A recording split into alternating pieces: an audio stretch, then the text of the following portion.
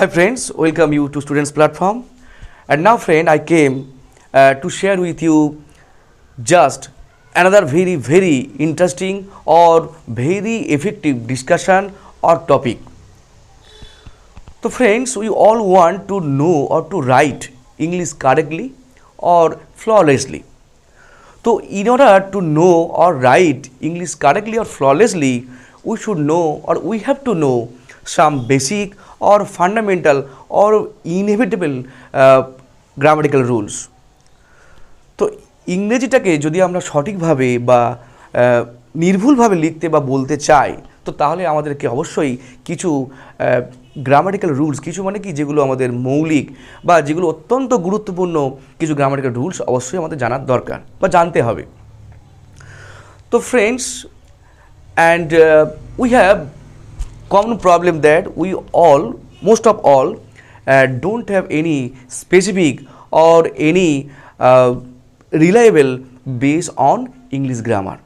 তো ইংলিশ গ্রামারে আমাদের কোনো নির্দিষ্ট বা কোনো নির্ভরযোগ্য কোনো বেস না থাকায় তো আমরা সেই জন্য কী করি না, বলতে বা লিখতে গেলে আমরা একটু হেজিটেট বা একটু ভীতি অনুভব করি। তো চলো আমি এই ভীতি বা এই যে অহেতুক যে ভয়, এটাকে দূর করার জন্য আমি তোমাদের সাথে প্রতিনিয়ত কিছু অত্যন্ত গুরুত্বপূর্ণ গ্রামাটিক্যাল রুলস নিয়ে তোমার সাথে আমি শেয়ার করব এবং আমরা একইভাবে এটা শিখব যাতে আমাদের এই ভয়টা দূর হয়ে যায়। তো ফ্রেন্ডস, যেটা আজকে আমাদের আলোচনার বিষয় তা হলো পজিটিভ বা জেনেটিভ কেস। তাহলে পজিটিভ বা জেনেটিভ কেস এই কথাগুলো নিশ্চয়ই তোমরা শুনেছো, এই টার্মগুলো আর কি। তো যদিও জেনেটিভ টার্মটাকে আমরা বর্তমানে খুব বেশি ইউজ করি না, তার পরিবর্তে আমরা ব্যবহার করি পজিটিভ কথাটাকে। তো এই দুটো মানে কি, positive, the term positive is used for genitive. জেনেটিভের পরিবর্তে আমরা এখন বেশি এই পজিটিভ কথাটাকে বেশি ব্যবহার করি। তাহলে they are almost the same, but there are slight differences between the two. তাহলে দুটোকে আমরা যেহেতু জেনেটিভের পরিবর্তে আমরা এখন পজিটিভ কথাটাকে ব্যবহার করি, তাহলে আমাদেরকে কি বুঝতে হবে যে দুটো প্রায় একই মানে, কিন্তু সম্পূর্ণ একই নয়। অর্থাৎ এই দুটোর মধ্যে একটু বিস্তর বা একটু সামান্য কী রয়েছে, পার্থক্য রয়েছে। তো চলো আমরা সেই পার্থক্য জেনে নিই। আচ্ছা, কেসটাতে বোঝায়, কেসটা আমরা কারক বলি বা পদ বলি একটা। তাহলে এর কাজটা কি, পজিটিভ বা জেনেটিভ কেসের কাজটা কি না, বাক্যের যে সাবজেক্ট বা কর্তা তার সাথে অন্যান্য পদের একটা সম্বন্ধ বা একটা অধিকার সূচিত করে। যখন সাবজেক্টের সঙ্গে বাক্যের অন্যান্য অংশের একটা সম্বন্ধ সূচিত করছে তখন আমরা জেনেটিভ বলবো, আর যখন কোনো অধিকার সূচিত করছে তখন আমরা বলবো পজিটিভ। তাহলে এটা অধিকার সূচক বোঝায়, এটা সম্বন্ধ সূচক বোঝায়। যদিও অধিকারটাও সম্বন্ধের মধ্যে পড়ে, কিন্তু সম্বন্ধ সবসময় অধিকারের মধ্যে পড়ে না। চলো আমরা এই যে পজিটিভ বা জেনেটিভের কেসের ক্ষেত্রে যে তিনটে টার্ম আমরা ইউজ করি বা যে তিনটে ফিচার্স আমরা ইউজ করি, সেই তিনটে ফিচার্স সম্পর্কে আগে জেনে নিই। তো দেখো, প্রথম হচ্ছে অ্যাপোস্ট্রফি, তারপরটা হচ্ছে অ্যাপোস্ট্রফি এস, আর পরেরটা হচ্ছে অফ। তাহলে অ্যাপোস্ট্রফি আর অ্যাপোস্ট্রফি এস আমরা আর অফ এই সবার সাথেই আমরা পরিচিত আর কি। তো আমরা অনেক সময় অ্যাপোস্ট্রফি শুধু ব্যবহার করি, অ্যাপোস্ট্রফি এসটা নয়, শুধু অ্যাপোস্ট্রফি ব্যবহার করি। কখন আমরা শুধু অ্যাপোস্ট্রফি ব্যবহার করব অ্যাপোস্ট্রফি এস, কখন আমরা অ্যাপোস্ট্রফি এসটাকে ব্যবহার করব, আর কখন এই দুটো ব্যবহার করা যাবে না, তারপর তো আমাদেরকে অফ ব্যবহার করতে হবে, বা আমরা অফের পরিবর্তেও এগুলো ব্যবহার করতে পারি। তো এই সংক্রান্ত আজ আমরা একটা আলোচনা করব। তা যদিও তোমাদের মনে হচ্ছে অ্যাপোস্ট্রফি এস বা অফ এগুলো তো ব্যবহার আমরা জানি না, বন্ধুরা এর সম্পর্কে কিছু অজানা তথ্য বা আমাদের কিছু যেটা আমাদের জানা নেই এমন কিছু বিষয় আমি তোমাদের সাথে শেয়ার করব। তো দেখো, প্রথম যে এক্সাম্পলটা আমি দিলাম, রবিজ হাউস, তার মানে কি রবি বাক্যের সাবজেক্ট বা কর্তা, আর রবিজ হাউস মানে কী বোঝাচ্ছে, রবির বাড়ি। তাহলে এর সাথে এই যে ওয়ার্ড বা পদ, এর একটা কী বোঝাচ্ছে, একটা অধিকার, অবশ্য সম্বন্ধ রয়েছে, আর সম্বন্ধের পাশাপাশি কী সিদ্ধ করছে, অধিকার। রবিজ হাউস মানে রবির বাড়ি। তাহলে এই যে হাউসটা, এই বাড়িটা কার অধিকারের মধ্যে পড়ে, রবির। তার মানে কি, this house or the house belongs to Rabi, or Rabi is the owner of the house.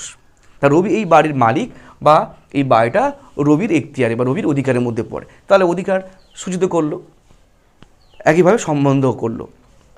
বেশ, পরেরটা দেখ একইভাবে রহিমস বুক। রহিমের বই। একইভাবে রহিমের বই মানে কি, this book belongs to Rahim আর Rahim is the owner of this book. তাহলে এই বইটার মালিক কি? রহিম। বইটার কারেক্টারের মধ্যে রয়েছে রহিমের, তো সেটা হলো কি, এটা অধিকার সূচক, অর্থাৎ পজিটিভ কেসে আমরা ইউজ করলাম। এরপরেরগুলো দেখো, সৌরভস ইলনেস মানে সৌরভের অসুস্থতা।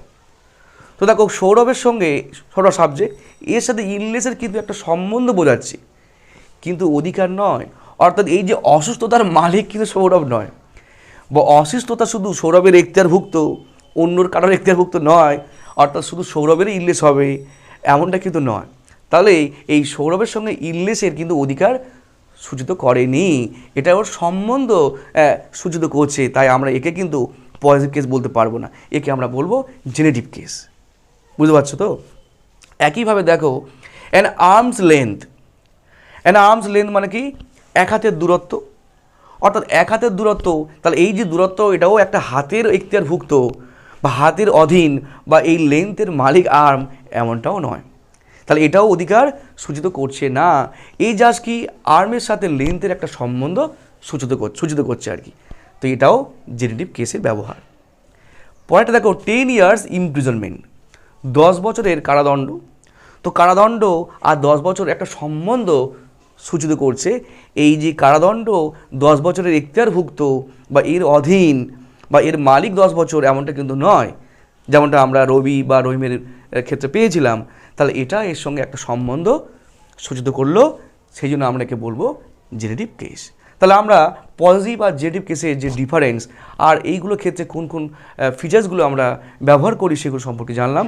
এবারে আমরা যেটা জানবো পরপর রুলস দিয়ে, যে আমরা এগুলোর ব্যবহার সঠিকভাবে কীভাবে জানবো। চলো পরের রুলসে যাই।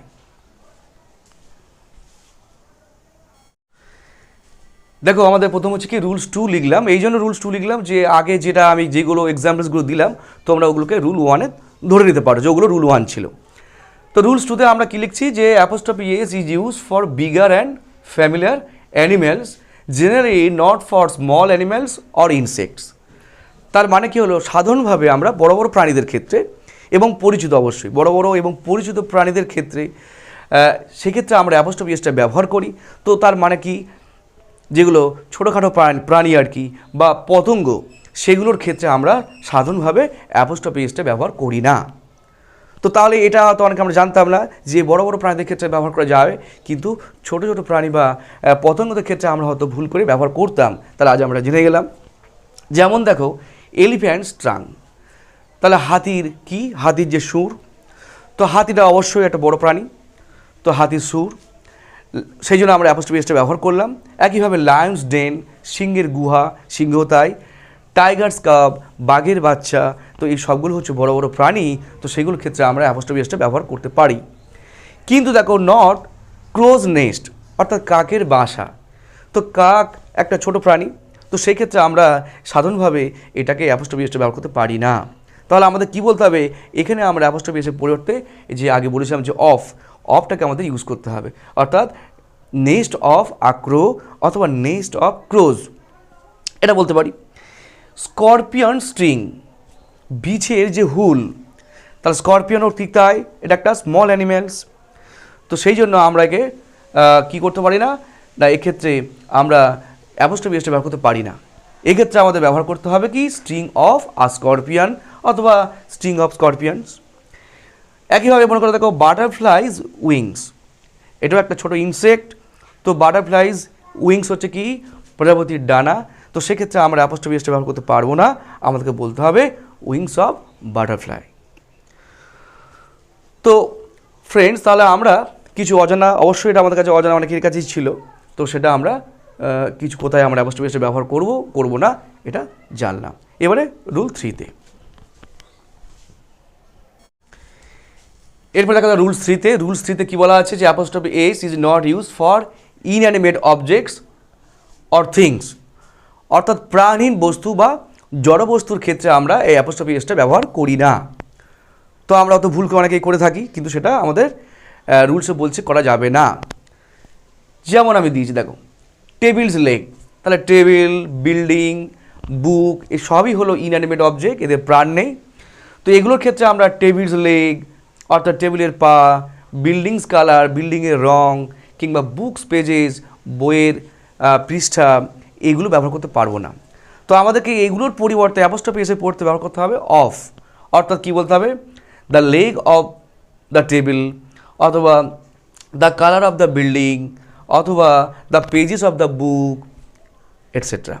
তাহলে আমরা বুঝলাম যে ইনঅ্যানিমেট অবজেক্টের ক্ষেত্রে আমরা অ্যাপোস্ট্রফি এসটা ব্যবহার করব না। রুল 4।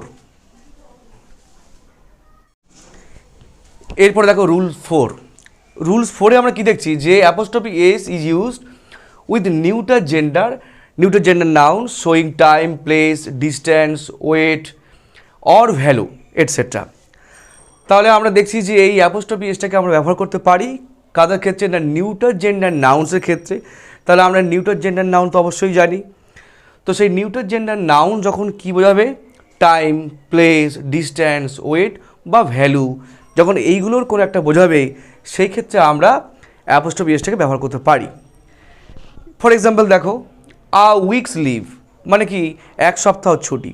তাহলে উইকটা অবশ্যই নিউটার জেন্ডার, তো সেই উইকসের ক্ষেত্রে আমরা অ্যাপোস্ট্রফি এসটা ব্যবহার করতে পারলাম। এরপর দেখো, আ মিনিটস ওয়ে মানে 1 মিনিটের পথ, মিনিটটাও ঠিক তাই। তাহলে এটা বুঝিয়েছে কি, না এটা টাইম বুঝিয়েছে। মিনিটটা কি, টাইমটাও বুঝিয়েছে, আবার এটা 1 মিনিটের পথ মানে এটা প্লেসও বোঝায় বা ডিস্ট্যান্সও বোঝায়।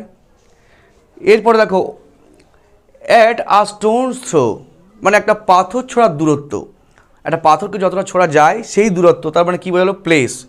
তাহলে এটা অবশ্যই নিউটার জেন্ডার, এবং সেক্ষেত্রে আমরা অ্যাপোস্ট্রফি এসটাকে ব্যবহার করতে পারলাম।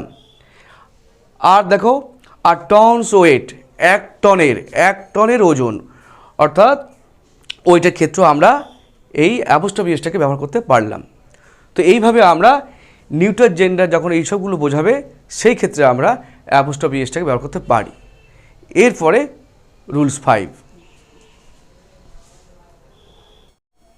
দেখো, এবারে হচ্ছে রুলস 5। তো রুলস 5-এর ক্ষেত্রে আমরা কি লিখছি, যে apostrophe S is used with personified objects.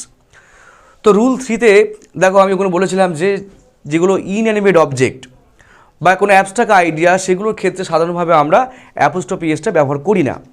তো এখানে বলছি যে অ্যাপোস্ট্রফি এসটাকে ব্যবহার করা যাবে কোন ক্ষেত্রে, না উইথ পার্সনিফাইড অবজেক্টস, অর্থাৎ কিছু ইনঅ্যানিমেট বা অ্যাবস্ট্রাক্ট আইডিয়া রয়েছে যেগুলোকে যখন পার্সনিফাই করব আমরা, তো পার্সন থেকে এসছে পার্সনিফাইড, অর্থাৎ যার মধ্যে, অর্থাৎ ইনঅ্যানিমেট বা অ্যাবস্ট্রাক্ট আইডিয়া বলতে একটা বিমূর্ত ধারণা বা একটা জড় পদার্থ, তো যার মধ্যে আমরা কী দিচ্ছি, না প্রাণসুলভ সত্তা। প্রাণসুলভ মানে ব্যক্তিসুলভ সত্তা, অর্থাৎ আমরা ব্যক্তি, আমরা মানুষ, আমরা যেমন আচরণ করি, কী করছে না এই ইনঅ্যানিমেট অবজেক্টগুলো তেমন আচরণ করবে, অর্থাৎ এই সত্তা তাকে দিচ্ছি আমরা, সেই ক্ষেত্রে আমরা তাকে বলবো পার্সনিফাইড অবজেক্ট।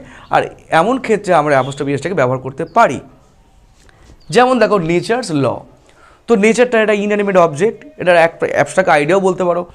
তো এই নেচারের ক্ষেত্রে নেচারস ল, তো প্রকৃতির যে নিয়ম, প্রকৃতি অর্থাৎ এখানে প্রকৃতিকে আমরা প্রাণসুলভ সত্তা দিচ্ছি, প্রকৃতি মা। তো প্রকৃতির এই যে অমোঘ নিয়ম, সেটা বোঝাতে গিয়ে আমরা অ্যাপোস্ট্রফি এসটা ব্যবহার করতে পারি।